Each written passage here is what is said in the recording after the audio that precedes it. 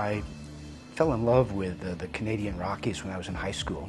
I used to go backpacking and mountain climbing in Banff and Jasper parks with a bunch of friends, and just thought it was heaven, you know, and felt just really comfortable in Canada.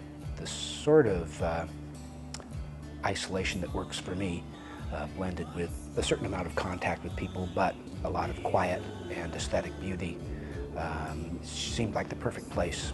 Clay had always been a particular fantasy of mine. I found a little clay deposit in a local park when I was maybe 8 or 9 or 7 or 8, and pinched a little, ashtray for my father, and of course knew nothing of glazes, knew nothing, but so I painted it with some turquoise poster paint, and it dried, and it was not shiny or anything, very matte, so I put some shellac over top of it and put it in the oven and baked it for 350 for an hour.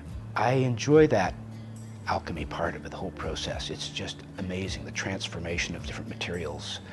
I mean, every artist who kind of touches clay touches it in their own way, and they always leave their own fingerprint in what they do. But clay is one of those things that has so many different aspects to it, like from the creating of the clay itself, through all the different types of forming processes which leave that personality in it, through your choice of color, through playing how you like to work with glaze, firing techniques that you like to do. There's just so many different aspects that it just kind of multiplies all those ways to put your own personality into what you do. What we do is such an unusual and complex art form that the average person, I don't really think honestly has a clue at how complicated everything we do is, and how labor-intensive everything we do is.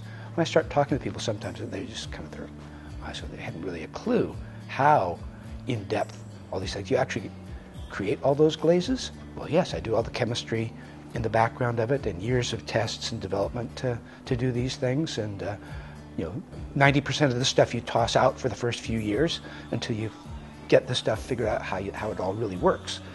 It's ongoing life work, and still have glazes that I'm struggling with, and new ones that I haven't had time to even start creating. And anyway, that education of people so that they start to have some idea of how complicated this art form is.